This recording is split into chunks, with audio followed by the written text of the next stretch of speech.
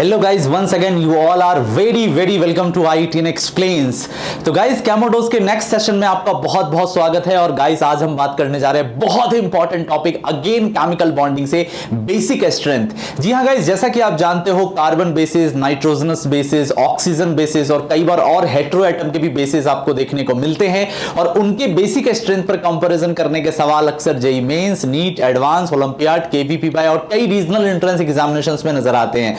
तो गाइज आज का जो कैमोडोज है बिल्कुल बेसिक स्ट्रेंथ पे फोकस रखा गया है। हम कोशिश करेंगे बेसिक स्ट्रेंथ के जो माइनर टू मेजर कॉन्सेप्ट्स लगते हैं उसको डील किया जाए आज के चैप्टर में। बहुत मजा आएगा, शुरू से लास्ट तक बने रहना। स्टार्ट करते हैं पूरे जोश, जुनून, एनर्जी और रिदम के साथ। Let's start.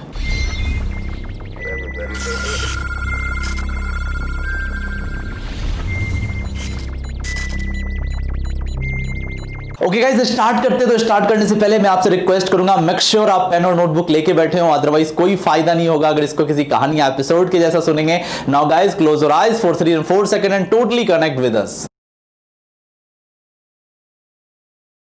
जुड़ गए हमारे साथ, मेरी और आपकी एनर्जी लेवल बिल्कुल सिंक्रोनाइज हो चुकी। तो स्टार्ट किया जाए, तो चलिए शुरू करते हैं। ओके गाइस, स्टार्ट करते हैं। बहुत ही खूबसूरत सवाल है, बहुत ध्यान से देखिए। आपसे पूछा गया है the correct order of basic strength is are. Guys आपको देखने में बहुत ही सिंपल लगेगा, आप खुद से ट्राई कीजिए, देखिए बहुत ट्विस्टेड क्वेश्चन है।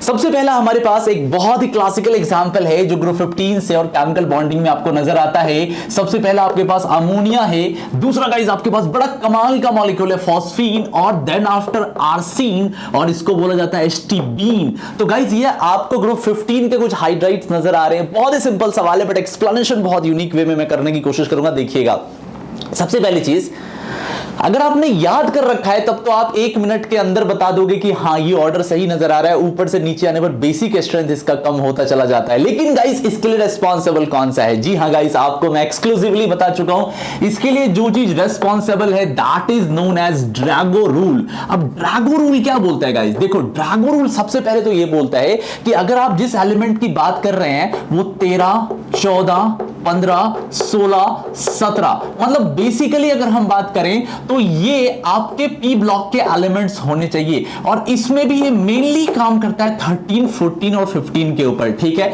तो सेंट्रल एटम अगर आपका 13, 14, 15 का हो, कभी कभी 16, 17 भी आ सकता है, बहुत रेयर है। और अगर हम बात करते हैं किस पीरियड की, 3rd, 4th, 5th, 6th, अगर हम इन पीरियड्स की बात करते हैं, बट हमारे पास एसेंशियली ये 2nd पीरियड का किसी भी हाल में नहीं होना चाहिए। और अगर इन एलिमेंट्स की इलेक्ट्रोनेगेटिविटी 2.5 या इससे कम हो, लोअर हो गाइस, तो उन कंडीशंस में ड्रैगो रूल आपको ये बोलता है कि there is no need to consider hybridization. मतलब यहां पे हाइब्रिडाइजेशन नहीं होती है, यहां पे सिंपल ऑर्बिटल ओवरलैपिंग होती है। क्या मतलब इसका? मतलब ये है गाइस कि अगर हम बात कर लेते हैं NH3 में, तो NH3 को अगर हम छोड़ दें, 2nd पीरियड के नाइट्रोजन को छोड़ दें, तो फास्फोरस, आर्सेनिक और एंटिमनी में आपको क्या नजर आ रहा है? यहां पे no need to consider hybridization. According to Drago rule, no need to consider hybridization, no need to consider hybridization. मतलब यहां पे आपको हाइब्रिडेशन कंसीडर नहीं करना है। ठीक है, तो क्या फर्क पड़ जाएगा? देखो, इसका मतलब है कि अमोनिया में नाइट्रोजन आपका sp3 है। sp3 होने के वजह से ये जो लोन पेयर है आपका, ये sp3 हाइब्रिड ऑर्बिटल में है। मतलब परसेंटेज कैरेक्टर लगभग, वैसे निकालेंगे तो थोड़ा सा वेरी करेगा, 25% के आसपास है। ठीक है, लेकिन चूंकि यहां पे हाइब्रिडाइजेशन नहीं है, तो जो फास्फोरस के p ऑर्बिटल्स के 3 इलेक्ट्रॉन्स हैं, मतलब जो ये p3 कॉन्फ़िगरेशन इसका था, p3 इसका था, p3 इसका था, हाइड्रोजन की ओवरलैपिंग उन्हीं p के साथ हुई है। ठीक है, परफेक्ट। अच्छा, तो जो ये लोन पेयर आपके बच गए, फास्फोरस के, आर्सेनिक के, एंटिमनी के, ये जो लोन पेयर है ये किस में है? प्योर एस ऑर्बिटल्स में। मतलब गाइस ये जो तुम्हारे लोन पेयर हैं ये प्योर एस ऑर्बिटल्स के अंदर है। ये भी प्योर एस ऑर्बिटल में है, ये भी प्योर एस ऑर्बिटल में। अब बताइए, जब आपका lone pair pure S orbital में चला जाता है तो क्या वो डोनेट करने में कैपेबल हो पाएगा? आंसर है बिल्कुल भी नहीं। इसीलिए गाइस आप देखते होंगे कि जब कभी भी आप PH3 लेते हैं और PH3 का रिएक्शन आप H+ के साथ कराते हैं तो ये बहुत आसानी से PH4 बनाने में कैपेबल नहीं होता, जबकि दूसरी तरफ आप NH3 को H+ दीजिएगा, with in a fraction of second ये अमोनियम आयन में कन्वर्ट हो जाता है। तो एक्चुअली गाइस मैं फिर से रिपीट कर दूं, अगर आप नॉर्मल आंसर देंगे तो आप ये बोलिएगा कि इलेक्ट्रोनेगेटिविटी डिक्रीज हो रही है, इसीलिए बेसिक स्ट्रेंथ इसका डिक्रीज होता जा रहा है। पर अच्छा आंसर इसका आता है ड्रैगो रूल से। ड्रैगो रूल आपको ये बोलता है कि अगर आपका सेंट्रल एटम बिलोंग करता है 13, 14, 15, 16, 17 से, और अगर इसका period number 3rd, 4th, 5th और 6th होता है, और सेंट्रल एटम की इलेक्ट्रोनेगेटिविटी अगर 2.5 या इससे कम होती है, तो इस तरह के कंपाउंड्स में हाइब्रिडाइजेशन लेने की कोई भी जरूरत नहीं है। इसका प्रूफ मैंने ड्रैगो रूल की वीडियो में इसी चैनल पे दे दिया है, आपको मिल जाएगा कि इसका प्रूफ क्या है। cos theta is equal to S/S-1, तो उस हिसाब से आप बात कर सकते हैं। 2.5 से काफी नीचे घटता जा रहा है, तो ड्रैगो रूल और बढ़िया से इंप्लीमेंट होता जा रहा है। बॉन्ड एंगल भी आप देख सकते हैं, एक बॉन्ड एंगल घटा है, ये 107 डिग्री से डायरेक्टली आ जाता है 94 डिग्री पे, 92 डिग्री पे, 91 डिग्री पे। तो ये लगभग में हाइड्रोजन एक दूसरे के परपेंडिकुलर है, जो कि प्योर पी को दिखा रहे हैं और लोन पेयर प्योर एस में है। तो आपका आंसर आ गया ड्रैगो रूल से, ये ऑर्डर सही है। आगे आते हैं, बड़ा प्यारा सा सवाल है, अगेन बेसिक स्ट्रेंथ पे सवाल है गाइस, जरा दिमाग पे जोर डालो। ये रहा इसका लोन पेयर, ये रहा इसका लोन पेयर, ये रहा इसका लोन पेयर, और ये रहा इसका लोन पेयर। अब गाइस हमें करना क्या है? डोनेट करवाना है। क्या कराना है? डोनेट कराना है, ठीक है। तो आप बताओ सबसे आसानी से डोनेट कौन हो पाएगा? आप बोलोगे यहां पर फ्लोरीन ज्यादा इलेक्ट्रोनेगेटिव है तो डोनेट नहीं कर पाएगा। बड़ा प्यारा सा मॉलिक्यूल है, NF3, NaCl3, NBl3, NI3, explosive molecules हैं। सवाल पैदा होता है ये होगा, ये था आम आंसर, आपने इलेक्ट्रोनेगेटिविटी से सॉल्व कर दिया। अब जरा हम बात करते हैं मेंटोस आंसर की, जो आपके दिमाग की बत्ती जला दे। ये है बेंट रूल, एक्सप्लेन करता हूं। देखो, अगर गाइस हम बात करते हैं किसकी, हम बात करते हैं फ्लोरीन की, तो फ्लोरीन मैक्सिमम इलेक्ट्रोनेगेटिव है 4.0, देन आफ्टर घट गया क्लोरीन 3.16 और घट गया 2.96 और घट गया 2.7 के आसपास। तो इलेक्ट्रोनेगेटिविटी घटती जा रही है। यहां पे गाइस क्या है? इलेक्ट्रोनेगेटिविटी मैक्सिमम है। देखिए electronegativity maximum, electronegativity maximum, electronegativity maximum. तो अब आपको पता है बेंट रूल क्या बोलता है कि जो मोर इलेक्ट्रोनेगेटिव एटम होते हैं वो सेंट्रल एटम के अराउंड उस जगह पे जाना पसंद करते हैं जहां पे परसेंटेज एस कैरेक्टर कम होता है। मैं फिर से रिपीट कर रहा हूं, बेंट रूल। बेंट्स रूल आपको यह बोलता है, हेनरी बेंट के नाम पे रिसेंटली डेथ हुई है, 2015 में साइंटिस्ट की डेथ हुई है। बहुत कमाल के साइंटिस्ट थे, आप कभी उनकी लाइफ को पढ़िए, बहुत मजा आएगा। तो हेनरी बेंट का जो रूल है वो ये बोलता है कि जो मोर इलेक्ट्रोनेगेटिव एटम होते हैं वो ऑर्बिटल के अराउंड उस स्पेस को ऑक्यूपाई करते हैं जहां पर परसेंटेज एस कैरेक्टर कम से कम होता है। आप PCl3F2 में आप यही सेम चीज देखते होंगे, आप XeOF2 में यही चीज देखते होंगे, XeO2F2 में ऐसी ही चीजें देखते होंगे। तो गाइस यहां पर भी सेम है, इलेक्ट्रोनेगेटिविटी जब आप बढ़ा देंगे तो ये क्या करेगा गाइस? परसेंटेज एस कैरेक्टर को गिरा लेगा, मतलब ये परसेंटेज एस कैरेक्टर को डाउन कर लेगा, परसेंटेज एस कैरेक्टर को डाउन कर लेगा, परसेंटेज एस कैरेक्टर को डाउन कर लेगा। अब भैया चूंकि है तो sp3, तो अगर परसेंटेज एस किसी तरफ गिर रही है तो इसका क्या मतलब है? किसी तरफ बढ़ रही होगी, क्योंकि ऑर्बिटल तो sp3 है। तो अगर नीचे में एस कैरेक्टर को 3, ये जो एक ऑर्बिटल, 2 ऑर्बिटल और 3 ऑर्बिटल है, जो ये बॉन्डिंग ऑर्बिटल्स है, अगर गाइस यहां पर एस कैरेक्टर को तुम कम कर दोगे तो जो लोन पेयर जिस ऑर्बिटल में यूज्ड अप हो रहा है वो अपने परसेंटेज एस कैरेक्टर को उसी रेशियो में बढ़ा लेगा। तो यहां पे जो लोन पेयर है इसका परसेंटेज एस कैरेक्टर मैक्सिमाइज हो जाएगा, बूम बूम हो जाएगा इसका एस कैरेक्टर, मतलब जबरदस्त एस कैरेक्टर को रखेगा। और आपको पता है क्या कि एस कैरेक्टर जितना ज्यादा होगा लोन पेयर का डोनेशन उतना डिफिकल्ट हो जाएगा, बिकॉज आप बिल्कुल क्लास 11th में ही पढ़ते हैं percentage s character, class 11th chemical bonding में ही बच्चों को बता दिया जाता है is directly proportional to the closeness to the nucleus. मतलब गाइस जितना ज्यादा आपका एस कैरेक्टर होगा न्यूक्लियस से नजदीकी उतनी बढ़ जाएगी। मतलब इसके जो ये लोन पेयर है, ये न्यूक्लियस, जो ये नाइट्रोजन माता है, जो नाइट्रोजन माता न्यूक्लियस है, इसके बड़े क्लोज हैं, तो डोनेट करने में यहां दिक्कत आएगी। आगे बढ़ते हैं, क्लोरीन भी इलेक्ट्रोनेगेटिव है नो डाउट, बट उतना तो नहीं है ना जितना कि ये था। तो यहां पर ये भी परसेंटेज एस को गिरा लेगा, परसेंटेज एस को गिरा लेगा, परसेंटेज एस को गिरा लेगा, लेकिन उतना ये एस नहीं गिरेंगे जितने कि एस फ्लोरीन में गिरे थे। सो यहां पर भी बढ़िया है,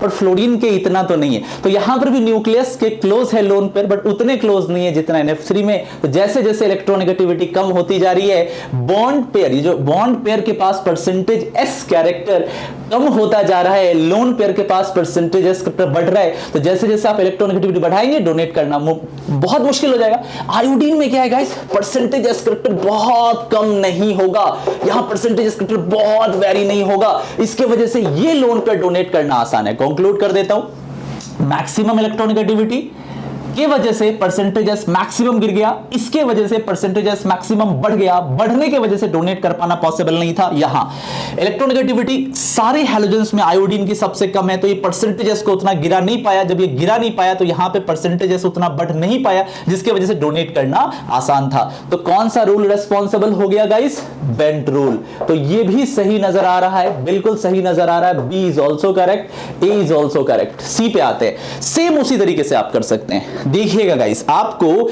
यहां पर एक फ्लोराइड नजर आ रहा है और इसके पास ये लोन पेयर है, ध्यान से देखिए, ये रहे इसके लोन पेयर, ये रहे इसके लोन पेयर, ये रहे इसके lone pair. Same bent rule लगा दीजिए, सेम बेंट रूल लगा दीजिए। देखिए फ्लोरीन कितना है 4.0, मैक्सिमम इलेक्ट्रोनेगेटिव परसेंटेजेस को क्या करेगा, काफी गिरा लेगा, परसेंटेजेस को काफी गिरा लेगा, तो लोन पेयर में क्या होगा, परसेंटेजेस काफी बढ़ जाएगा, जिससे डोनेट करने में दिक्कत आएगी।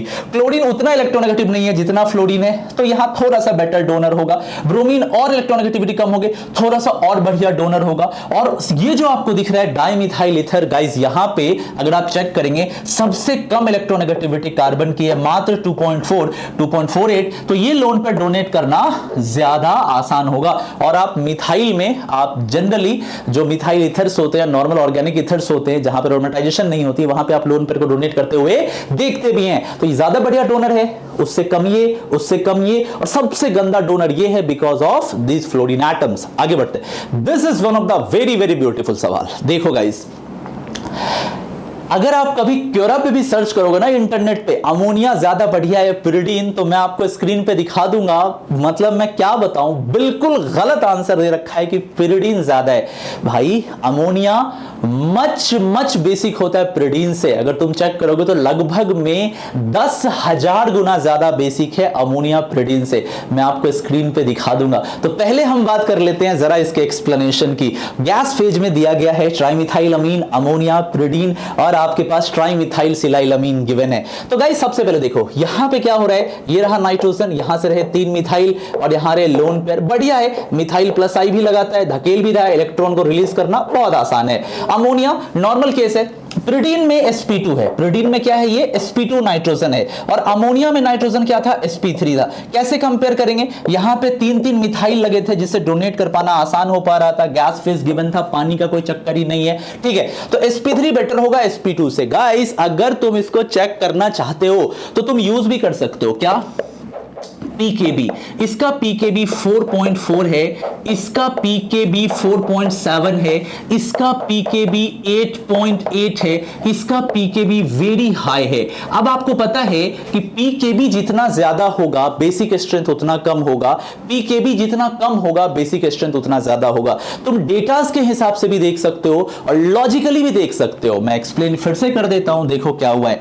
अमोनिया में क्या हो रहा है गाइस, ये 3 हाइड्रोजन है, ये लोन पेयर जो है आपका sp3 में है, लेकिन गाइस अगर आप बात करोगे पिरिडीन में, तो पिरिडीन में क्या हो रहा है, ये जो लोन पेयर है परपेंडिकुलर टू द प्लेन है और sp2 है, और sp3 ज्यादा डोमिनेंट होता है, sp2 से ज्यादा बढ़िया डोनर होता है। इस हिसाब से आप चेक खुद कर सकते हैं। परसेंटेजेस कैरेक्टर यहां पे 25% है, यहां पे जो परसेंटेजेस कैरेक्टर है ये आपको ज्यादा नजर आ रहा है, कितना 33% नजर आ रहा है। तो इससे आपको आइडिया लग पा रहा है कहां पे डोनेशन आसान होगा, कहां मुश्किल होगा। अब सवाल हो रहा है कि ट्राइमिथाइल सिलाइलअमीन में क्या हुआ। गाइस देखो बड़ा क्लासिकल एग्जांपल है बैक बॉन्डिंग का, ये रहा N, ये रहा SiH3, ये रहा SiH3, ये रहा SiH3 और ये रहे लोन पेयर। तो गाइस यहां क्या हो रहा है, जो सिलिकॉन के वेकेंट ऑर्बिटल्स हैं इसके साथ नाइट्रोजन का लोन पेयर बहुत कमाल का डी ऑर्बिटल रेजोनेंस कर रहा है, इधर भी इधर भी इधर भी। तो ये लगभग में ये नाइट्रोजन जो है प्लेनर हो जाता है, sp3 है ही नहीं, sp2 हो जाता है। और ये लोन पेयर आपको शायद ही ये कहीं organic chemistry, inorganic chemistry, whatever किसी भी जगह यूज करता हुआ नजर आ रहा होगा। इसीलिए गाइस एक्सपेरिमेंटली इसको बेस के जैसा काम करते हुए नहीं देखा गया है, बहुत हाई इसका पीकेबी वैल्यू होता है। मैं फिर से रिपीट कर रहा हूं, गलती मत करना, गूगल पे बहुत सारी चीज गलत दी गई होती हैं, वहां पे आपको अमोनिया ज्यादा प्रिडीन से क्योरा और कई याहू आंसर पे मिल जाएगा। बिल्कुल गलत है, अमोनिया ज्यादा होता है प्रिडीन से। तो मैंने आपको पहले में बताया ड्रैगो, दूसरे में बताया बेंट, तीसरे में बताया बेंट और चौथे में बताया हाइब्रिडाइजेशन एंड बैक बॉन्डिंग। तो गाइस यहां पे ये भी ऑर्डर सही था, यहां पे ये भी ऑर्डर सही था। तो ए, बी, सी और डी चारों के चारों ऑर्डर जो है गाइस बेसिक स्ट्रेंथ के बिल्कुल सही है। गाइस समझ में आया, एक सवाल से मल्टीपल कांसेप्ट हमने डील कर लिए और आई होप बहुत बढ़िया से आपको समझ में आया होगा। इस चीज को दिमाग में रखिएगा, बिल्कुल मत भूलिएगा गाइस। अगले सेशन में हम मिलते हैं, मुलाकात होगी। हमारे डिटेल कोर्सेज अनअकैडमी पर भी अवेलेबल है, कोड याद रखें IITN एक्सप्लेन्स। अगली क्लास में मिलेंगे, तब तक के लिए take care, bye bye and have a nice day.